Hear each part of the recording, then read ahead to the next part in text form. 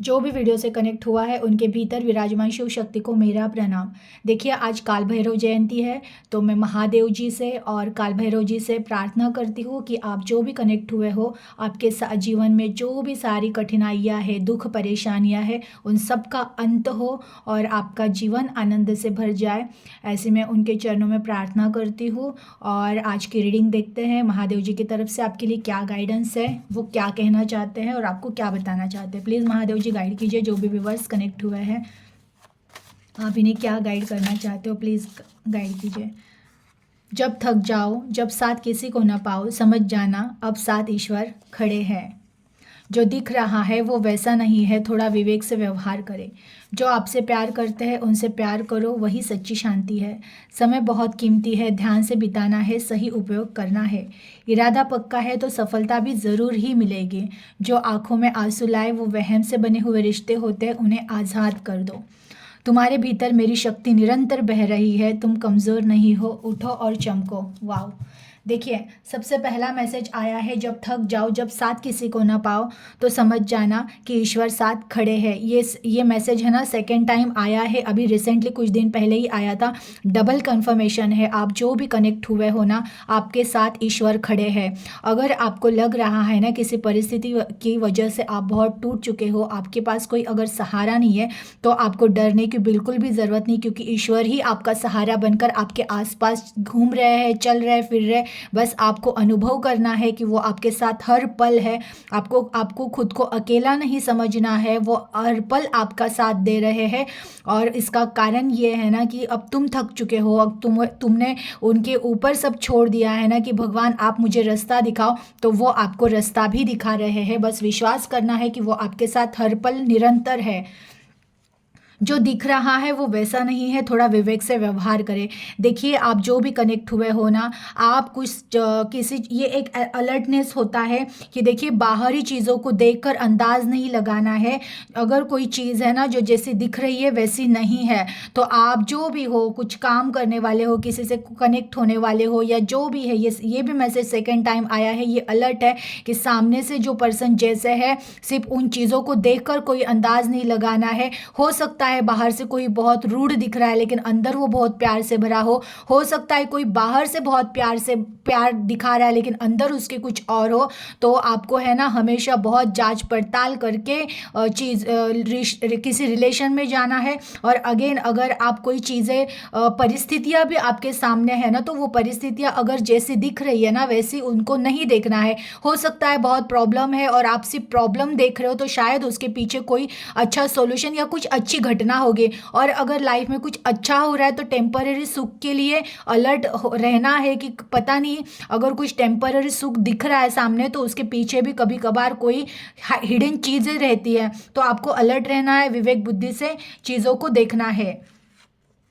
जो आपसे प्यार करते हैं उनसे प्यार करो, वही सच्ची शांति है। देखिए, जो है ना, जो हमसे प्यार करते हैं ना, फिर वो कोई भी रहे, माँ पापा या फिर हमारे भाई बहन, फैमिली, मित्र, दोस्त, उन लोगों जो हमसे प्यार करते हैं ना, हमें उनके साथ रहना चाहिए। हमें उन लोगों के साथ नहीं रहना चाहिए जो हमारी कदर नहीं करते, हमारी फिक्र नहीं करते हैं और जो हमें दुख में साथ नहीं देते हैं।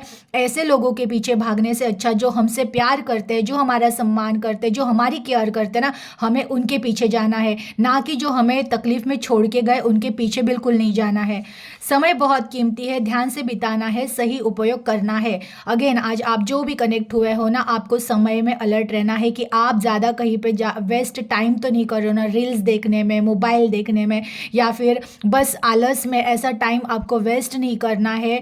जीवन का हर एक मोमेंट है ना, आपको एक्टिव रहना है और ऐसी कुछ चीज़ें करनी है ना जो आपके भविष्य के लिए अच्छी रहे। देखिए, मैं ये नहीं कह रही हूँ कि निरंतर आप बस काम करते रहिए, लेकिन आप जो भी चीज़ें कर रहे हो ना, तो आलस मत कीजिए, मोबाइल पे ज़्यादा टाइम पास मत कीजिए। अपने उस समय को है ना, आप उस जगह पर इन्वेस्ट कीजिए कि जहाँ पे आपने समय लगाया तो आपको उस जगह से कुछ मिले। या तो ज्ञान की चीज़ें सुनिए, अगर आपके पास कोई काम नहीं है, फिलहाल आप घर पे हो, आपके सारे काम हो जाते हैं। तो फिर बैठ के सिर्फ रील्स देखने से अच्छा कोई कोई अच्छा ऐसा स्पीक सुनो जिससे आपको कोई नॉलेज मिले, या ऐसी कोई चीज़ देखो जिससे आपको कोई आइडियाज़ मिले। ना कि सिर्फ टाइम पास वाले रील्स देखने में यूं ही लोग घंटों बिता देते हैं, वैसा नहीं करना है।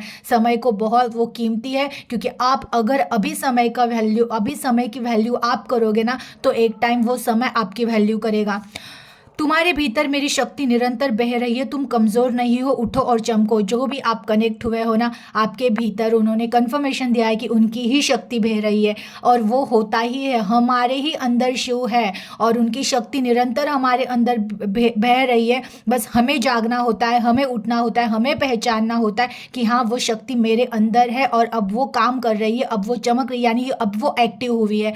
और वो है, आप जो भी कनेक्ट हो, आपके अंदर वो शिव की शक्ति जागृत हो चुकी है, एक्टिव है।